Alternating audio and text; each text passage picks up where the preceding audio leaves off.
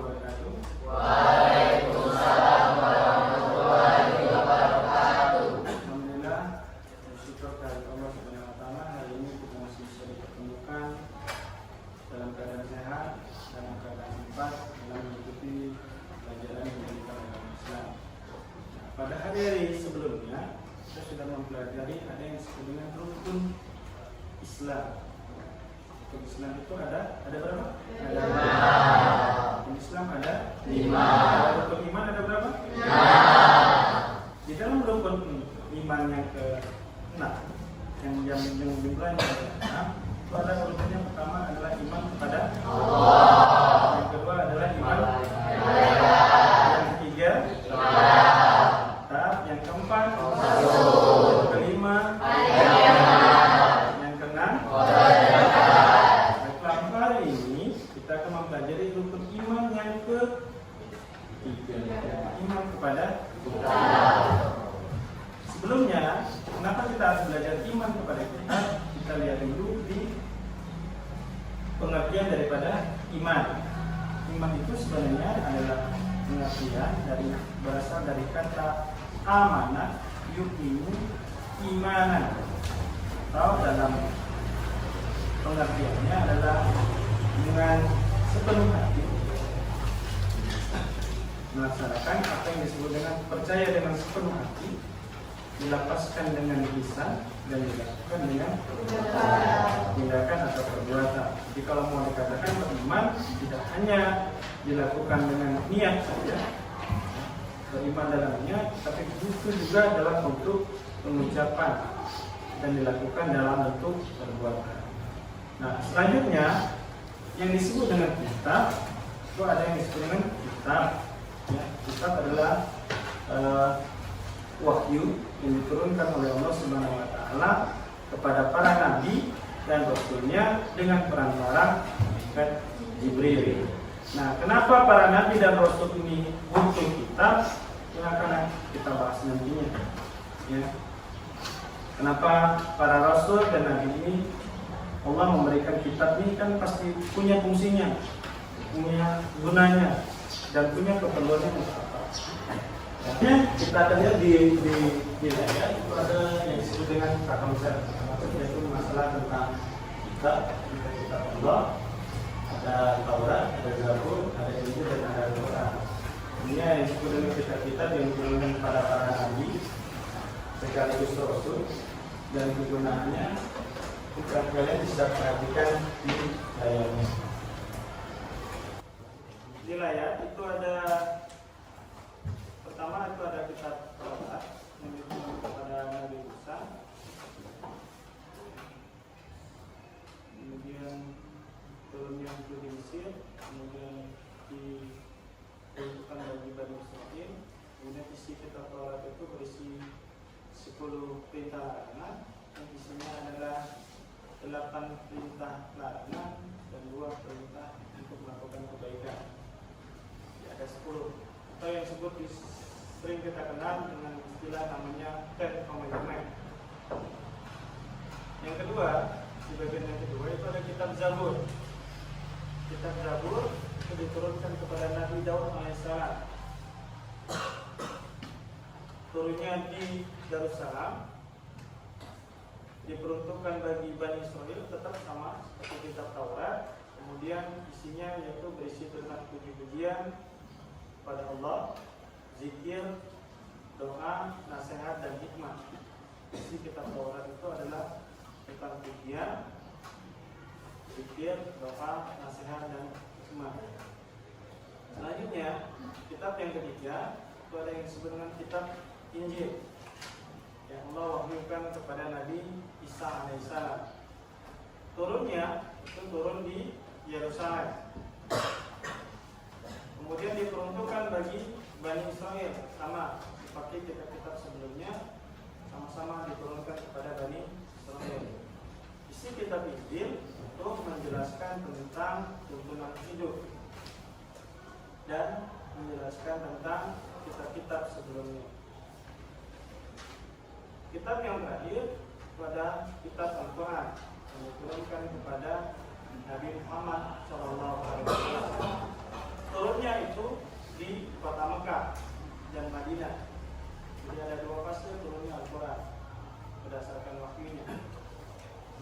Ada yang turun di Mekah dan ada yang turun di Madinah.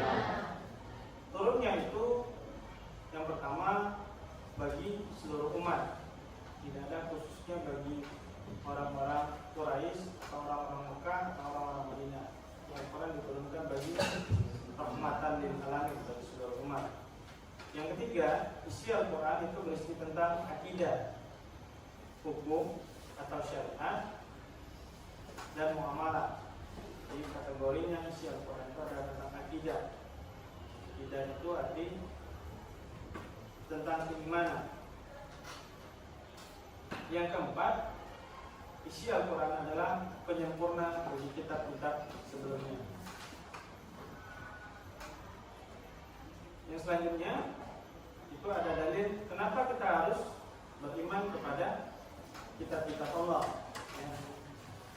Jadi sudah disampaikan sedikit pengertian dari iman. Jadi ada yang disebut dengan iman. Kemudian kenapa penyebab kita itu harus wajib beriman kepada kitab-kitab Allah. Walaupun kita sebagai orang Islam, orang umat yang beragama Islam, kita wajib mengimani adanya kitab Al-Quran. Tapi kita juga harus percaya bahwasanya sebelum adanya Al-Quran, Allah mewahyukan Allah kepada para nabinya dan rasulnya akan adanya kitab-kitab sebelumnya. Jadi salah satu diisi Al-Quran itu adalah sebagai penyempurna kitab-kitab sebelumnya, berisi tentang kisah-kisah umat terdahulu. Kenapa kira-kira gambarannya Al-Quran berisi tentang kisah-kisah umat terdahulu? Sebagai gambaran bagi orang-orang Islam apa yang terjadi pada umat terdahulu. Kalau tidak mereka menjalankan sesuai dengan kitabnya atau tidak menjalankan sesuai kitabnya. Nah, di salah satu dalilnya itu ada Quran surat An-Nisa ayat 136 yang bunyinya ya ayyuhalladzina amanu aminu billahi wa rasulihi wal kitabil ladzi nazzala ala rasulihi wal kitabil ladzi anzala min qabl. Jadi perintahkan bagi orang-orang yang beriman, tetaplah kamu beriman kepada Allah dan Rasulnya, wal kitabil ladzi nazzala ala rasulihi, dan kitab-kitab yang diturunkan oleh Allah kepada para rasulnya, wal kitabil ladzi anzala min qabl. Jadi ada dua kategorinya. Kitabul ladzi wal kitabul ladzi nazzala ala rasulihi, itu kitab yang diturunkan kepada nabinya, yaitu Nabi Muhammad sallallahu alaihi wasallam. Wal kitabil ladzi anzala min qabl. Jadi kita perintahnya beriman anzala min qabl. Jadi kitab-kitab yang diturunkan sebelum kitab Al-Quran. Selanjutnya nanti kita akan buat kelompok. Jadi nanti silakan kita buat 4 kelompok sesuai dengan jumlah kitabnya. Jadi kalian coba jelaskan bagaimana versi kalian atau menurut kalian mengenai kitab-kitab sebelum kitab-kitab yang harus kita imani. Ada kitab Taurat, jadi ada nanti satu kelompoknya ada yang menjelaskan tentang Taurat, ada yang menjelaskan tentang Zabur, ada yang Injil, dan ada yang Al-Quran.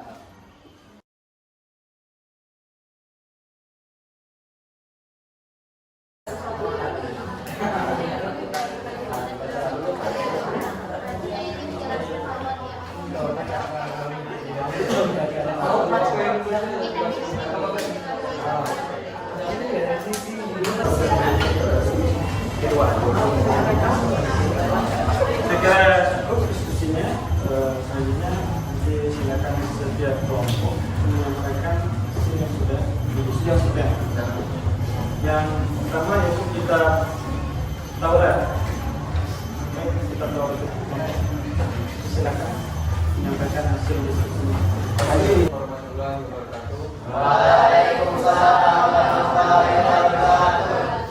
Setelah saya dari Kok 1 akan menyampaikan tentang diskusi kami tentang kitab Taurat. Kata Taurat berasal dari bahasa Ibrani yaitu Torah, atau artinya instruksi. Kitab Taurat itu sendiri diturunkan kepada Nabi Musa alaihissalam di kota Mesir, tepatnya di bukit di atas bukit Tursina. Kitab Taurat ini menjadi petunjuk dan bimbingan bagi Bani Israel. Isi pokok kitab Taurat yaitu 10 hukum atau larangan Allah. 8 mengenai larangan, 2 mengenai anjuran kebaikan.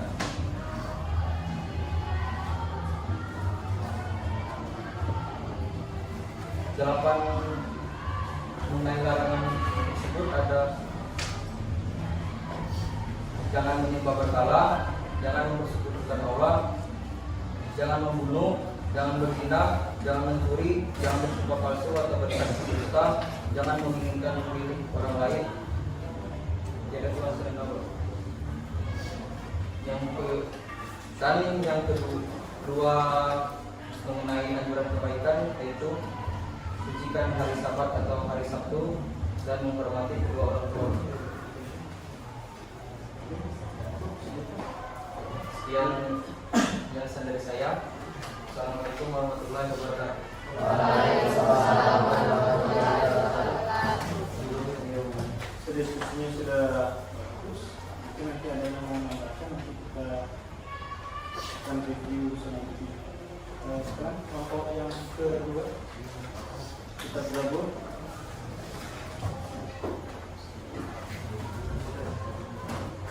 Assalamualaikum warahmatullahi wabarakatuh. Di sini saya akan menyampaikan dari hasil diskusi kami, yaitu mengenai kitab Zabur. Kitab Zabur berasal dari kata Zabara yang Zaburu, Zab, yang artinya yang berarti menulis. Makna aslinya adalah kitab yang ditulis. Kitab Zabur dalam bahasa Arab yang berarti mazmur. Dan dalam bahasa Yunani yaitu mizmar, yaitu nyanyian rohani yang dianggap suci. Kitab Zabur ini diturunkan sebelum Al-Quran dan Injil. Kitab Zabur diturunkan untuk Bani Israel melalui utusannya yang bernama Nabi Daud alaihissalam.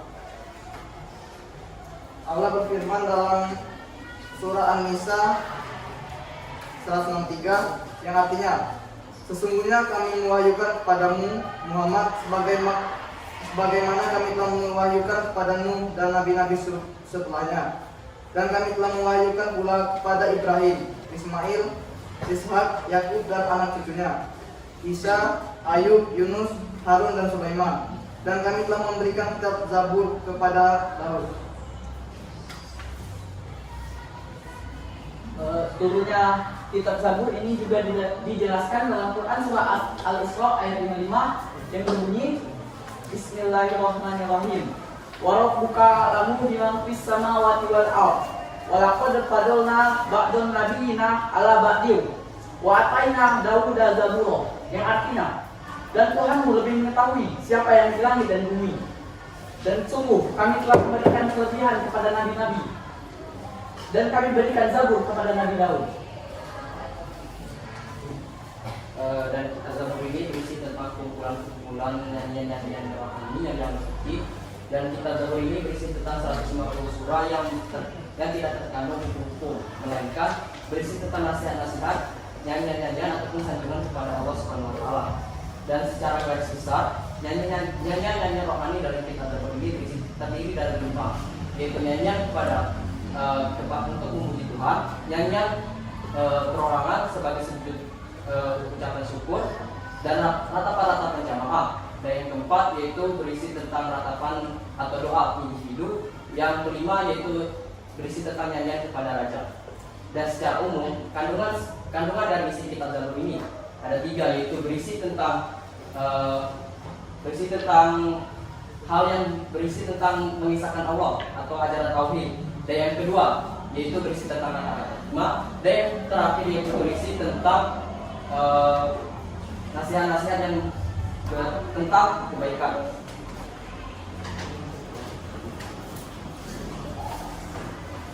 Ini saja penjelasan dari kami. Terima kasih. Wassalamualaikum warahmatullahi wabarakatuh. Waalaikumsalam warahmatullahi wabarakatuh. Terima kasih kepada kelompok kedua. Sudah bagus. Lainnya ke kelompok itu kita tunggu.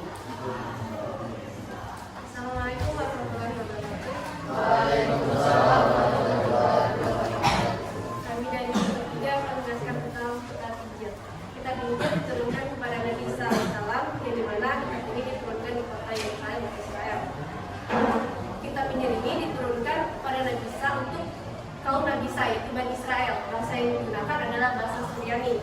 Nah, kitab ini berlaku sejak abad 1 Masehi sampai 610 Masehi.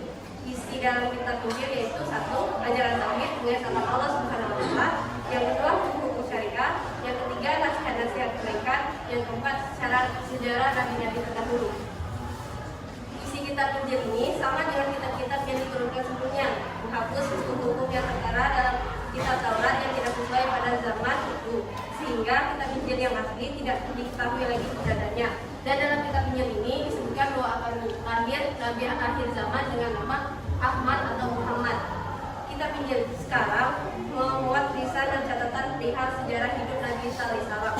Kitab ini disebut Perjanjian Baru dalam agama Kristen. Selanjutnya, penjelasan tentang kitab Injil terdapat pada Quran Surah Al-Hadid ayat 27 dan Quran Surah Maryam ayat 30. Yang pertama, Quran Surah Al-Hadid ayat 27 yang berbunyi,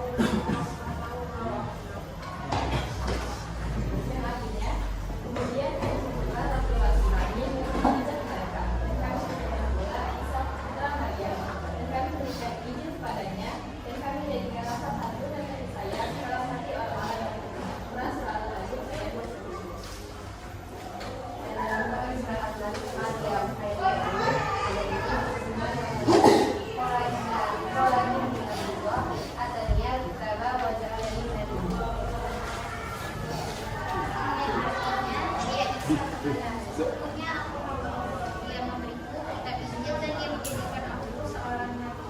Quran Surah Maryam. Sekian presentasi penjelasan dari kami. Kami akhiri. Wassalamualaikum warahmatullahi wabarakatuh. Waalaikumsalam warahmatullahi wabarakatuh. Terima kasih kepada kelompok 3. Selanjutnya ke kelompok 4 yang selanjutnya menjelaskan tentang kitab Al-Quran. Assalamualaikum warahmatullahi wabarakatuh. Di sini saya akan menjelaskan hasil diskusi dari kelompok kami yaitu tentang kitab Al-Quran. Seperti yang kita ketahui bahwa kitab Al-Quran ini merupakan kitab penutup dari kitab sebelumnya atau kitab penyempurna dari kitab sebelumnya. Dan kitab Al-Quran ini diturunkan kepada Nabi Muhammad SAW melalui perantara malaikat Jibril. Dalam Al-Quran ini diturunkan secara berangsur-angsur, diturunkan selama kurang lebih 22 tahun, 2 bulan, dan 22 hari. Yang terdiri dari 30 juz, 114 surat, dan 6.666 ayat. Wahyu yang pertama turun di dalam Al-Quran ini adalah surat Al-Alaq 1-5, dan yang terakhir turun yaitu Al-Maidah ayat 3. Dan dalilnya akan disampaikan oleh Indra. Sebelumnya Al-Quran terdapat dalam surah Al-Hijr ayat 9 berbunyi, A'udzubillahi minasyaitonirrajim. Bismillahirrahmanirrahim. Inna nahnu nazzalna dzikra wa inna lahu lahafizun. Yang berarti sesungguhnya kamilah yang menurunkan Al-Quran dan sesungguhnya kami benar-benar memeliharanya. Dan juga terdapat dalam Al-Baqarah ayat 2 yang berbunyi, Bismillahirrahmanirrahim. Dzalikal kitabu la raiba fihi hudal lil muttaqin. Yang artinya kitab Al-Quran ini tidak ada keraguan padanya, petunjuk bagi mereka yang bertakwa. Sekian penjelasan dari kelompok kami. Assalamualaikum warahmatullahi wabarakatuh. Waalaikumsalam warahmatullahi wabarakatuh. Dari hasil diskusinya kita lihat bahwasanya sudah banyak yang menjelaskan tentang dari Taurat, Zabur, Injil maupun Al-Quran. Nah, sekarang coba kalau kita lihat bagaimana dilihat kesamaan dari isinya Al-Quran, kemudian Zabur, Taurat, kemudian Injil. Kira-kira ada yang samanya tidak?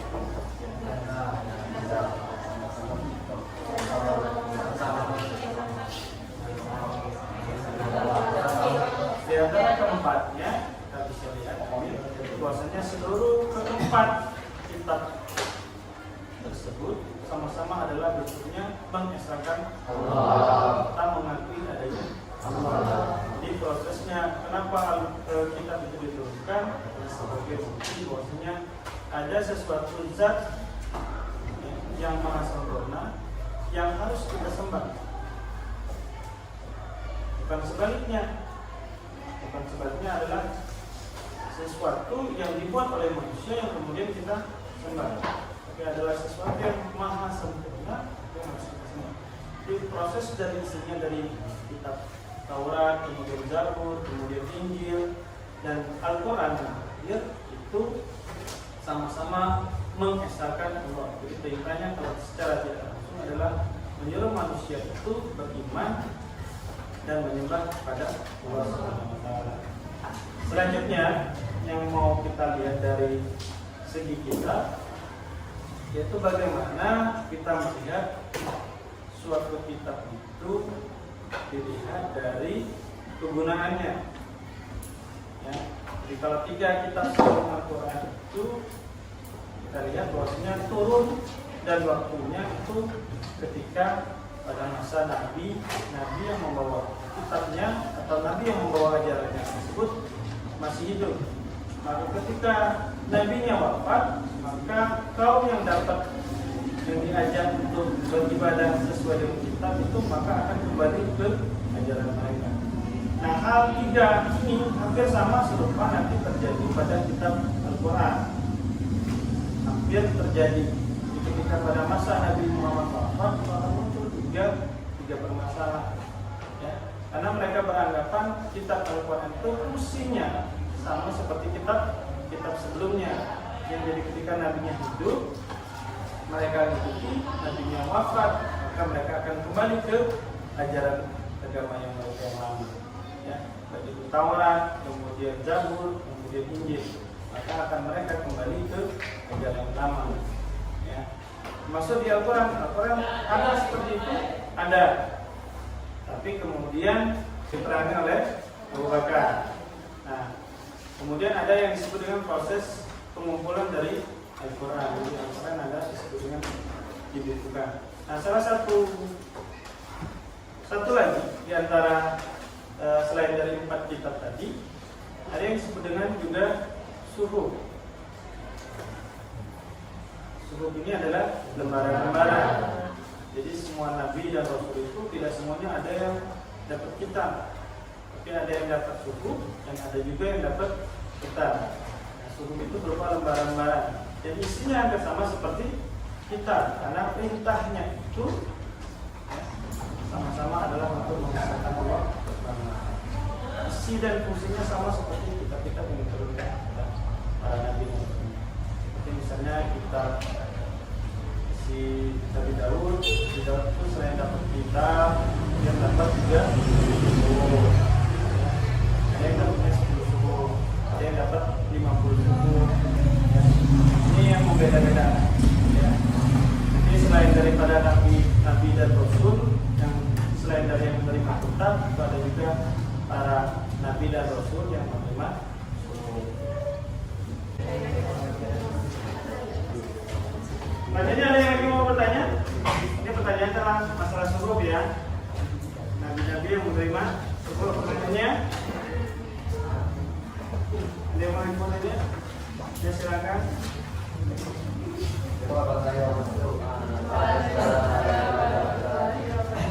Jadi kan kalau kita sebelumnya itu Taurat sama Injil itu dikhususkan untuk Bani Israel.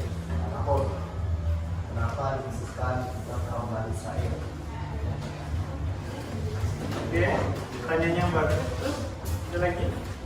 Kasih kesempatan untuk satu orang penanya lagi. Ada? Tidak ada? Cukup ya? Ya. Kalau bagi suhuf, telah saya jelaskan tadi di awal. Suhuf itu berarti secara harfiah adalah lembaran-lembaran. Sama seperti konteksnya Al-Quran. Al-Quran itu di awal sebelum dibuka namanya juga adalah bentuknya adalah suhuf, tapi berbentuknya lembaran-lembaran. Nah, kemudian setelah Al-Quran tadi dibukukan itu berubah namanya jadi mushaf. Nanti pada masa Khalifah Utsman bin Affan proses pembukuan Al-Quran itu selesai dilakukan. Ya, yang pertama itu nanti kalau tidak salah itu ada 5 mushaf yang pertama. Kemudian kita lanjutkan ke masalah suhuf. Itu Nabi dan Rasul yang menerima suhuf itu yang pertama ada Nabi Adam. Nabi Adam ini dapatnya 10 suhuf. Kemudian yang kedua itu ada Nabi Ibrahim. Dan itu dapatnya 30 suhuf. Yang ketiga itu ada Nabi Sid. Itu dapatnya 50 suhuf. Dan yang keempat itu ada Nabi Musa alaihissalam yang mendapat 10 suhuf.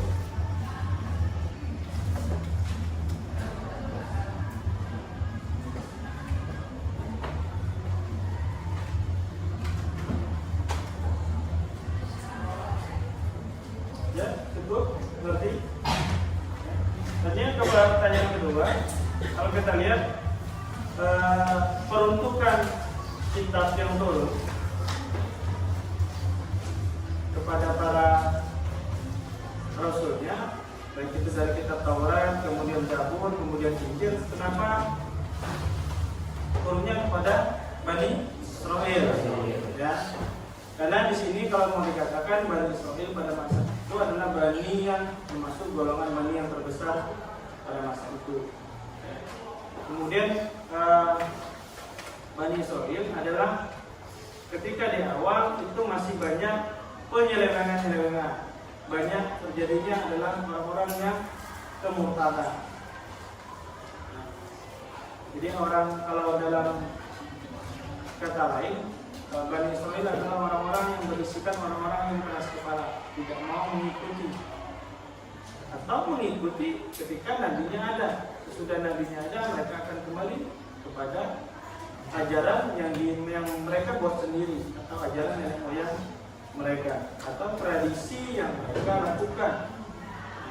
Contohnya ketika pada di Bani Israel itu ada istilah tradisinya ketika anak perempuan yang tidak ada gunanya, maka akan mereka bunuh, atau boleh memperlakukan wanita itu sama, tidak punya harkat dan derajat. Ya, mereka boleh. Kemudian tetap terjadinya adalah sistem perbudakan. Ini yang jadi masalah. Yang jadi masalah adalah ada sistemnya perbudakan. Jadi ketika pada orang-orang Bani Israel itu sukanya berpoya-poya, tidak mau mengakui adanya Tuhan, tidak mau ibadah. Mereka ikutin adalah adat dan tradisi, ya, kakek dan nenek moyang mereka. Jadi mereka itu adalah agama-agamanya yang tidak punya agama. Jadi menyembah nenek moyang. Mereka menyembah. Jadi orang-orang yang menyembah kepada api, kemudian orang-orang Majusi, ya, menyembah kepada matahari. Jadi apa yang mereka temui, yang mereka itu anggap ini itu luar biasa, bahkan mereka jadikan sebagai kesembahan. Kita menganggap sesuatu itu ada yang disebut dengan leluhur dan para dewa. Itu bisa dimengerti.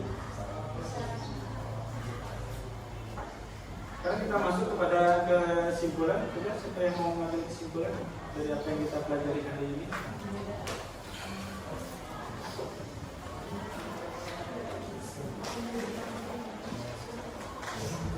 Coba.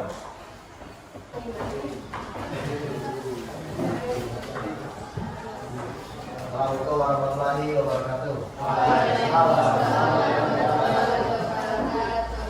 Kesimpulan pada pembelajaran kali ini adalah dengan kita mempelajari kitab-kitab sebelumnya, kitab Taurat, Injil, dan Zabur, kita mempelajari kitab-kitab yang ini sekarang Al-Quran. Dengan mempelajari hal tersebut, kita dapat menambah keimanan kita terhadap kitab Allah. Dan juga dengan tambahnya iman kita terhadap kitab Allah, secara tidak langsung kita juga menambah iman kita terhadap Allah Subhanahu wa Ta'ala. Dan juga setelah mempelajari kitab-kitab ini, kita mengetahui bahwa kitab-kitab sebelumnya itu memang benar-benar ada dan memang benar-benar telah diturunkan pada kaum-kaum yang hidup pada sebelum kita yang membuat kita mempelajari bahwa agama-agama yang masih mengikuti kitab-kitab lama itu, yang tidak mempercayai bahwa Al-Quran itu adalah kitab yang benar, itu dapat kita katakan dengan kita mempelajari kitab-kitab sebelumnya itu.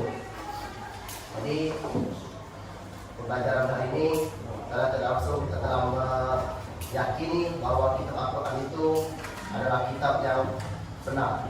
Sekian, terima kasih. Assalamualaikum warahmatullahi wabarakatuh. Ada lagi yang mau coba menyimpulkan? Silakan. Assalamualaikum warahmatullahi wabarakatuh. Waalaikumsalam warahmatullahi wabarakatuh. Jadi di sini saya menambahkan kesimpulan tadi yang sudah disimpulkan oleh Api. Jadi kita sebagai umat Islam wajib meyakini dan mempercayai semua kitab-kitab Allah Subhanahu wa taala, baik Taurat, Zabur, Injil, dan Al-Quran. Keimanan pada kitab-kitab selain Al-Quran dilakukan dengan cara menghormati dan menghargai keyakinan mereka. Tetapi keyakinan terhadap Al-Quran bukan hanya sekedar percaya di dalam lisan dan hati saja, tetapi harus diwujudkan dalam perilaku kita sehari-hari. Keselamatan dan ketentraman hidup baik di dunia maupun di akhirat dapat kita raih apabila kita menjadikan Al-Quran sebagai pedoman dalam menjalani hidup kita sehari-hari. Marilah kita mulai saat ini untuk menjadikan Al-Quran sebagai pedoman hidup dengan cara membaca, mempelajari, mengkaji, dan mengamalkan isi kandungannya. Mungkin ini saja kesimpulan yang dapat saya sampaikan. Terima kasih. Wassalamualaikum warahmatullahi wabarakatuh. Kalau dari dua pendapat teman yang tadi yang sudah menyimpulkan hasil pembelajaran kita hari ini sudah baik. Mungkin setelah kita belajar tentang baik itu dari pengertian iman, kemudian tentang masalah kitab-kitab yang diturunkan sebelum Al-Quran. Nah, kalau perintahnya beriman, maka hukumnya disebut dengan hukumnya wajib. Pertama yaitu kalau kita lihat, kita wajib beriman kepada rukun iman. Salah satunya itu iman kepada kita, ya, kita Allah. Jadi kalau kategorinya kita, hukumnya beriman, kemudian maka kategorinya hukumnya adalah wajib. Pertama kitab yang kita percayai adalah kitab Al-Quran. Kita harus percaya wajib beriman kepada Al-Quran. Maksudnya meyakini bahwasanya Al-Quran itu memang benar-benar kitab, ya, kitab yang diturunkan kepada Nabi Muhammad Sallallahu Alaihi Wasallam, ya, dengan perantaranya adalah malaikat Jibril yang menyampaikan waktu kepada Nabi Muhammad. Nah, bagaimana cara kita beriman kepada kitab-kitab sebelumnya? Apakah kita juga boleh beriman? Boleh. Kita tetap beriman akan adanya kitab-kitab tersebut, tapi tidak untuk mengamalkan.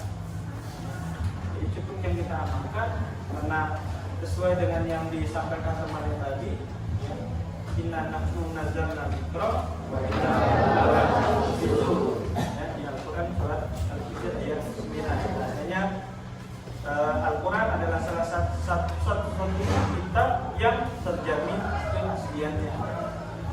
Kita tidak menyaksikan kitab sebelumnya, itu karena turunnya sesuai dengan tempat dan waktu, sesuai dengan keadaannya mereka ketika waktu kitab itu. Fungsinya, salah satu fungsi Al-Quran yaitu rahmatan lil alamin, ya, sebagai rahmat bagi seluruh umat, bukan hanya untuk satu kaum. Ini yang membedakan kitab Al-Quran dengan kitab sebelumnya. Kalau kitab sebelumnya hanya untuk satu kaum, tapi Al-Quran bagi seluruh umat manusia. Jadi, karena fungsinya adalah sebagai rahmat bagi seluruh umat manusia. Saya kira itu saja untuk pembelajaran kita hari ini. Mudah-mudahan nanti kita bisa mengamalkan dari tingkat keimanan, keyakinan kita. Khususnya semakin kita meyakini adanya kitab-kitab sebelumnya, maka kita akan semakin yakin dengan apa-apa yang terkandung dalam kitab kita, yaitu kitab Al-Quran, dan berusaha untuk mengamalkan isi dari Al-Quran sesuai dengan ajaran dari kita. Saya kira itu saja. Saya akhiri. Assalamualaikum warahmatullahi wabarakatuh.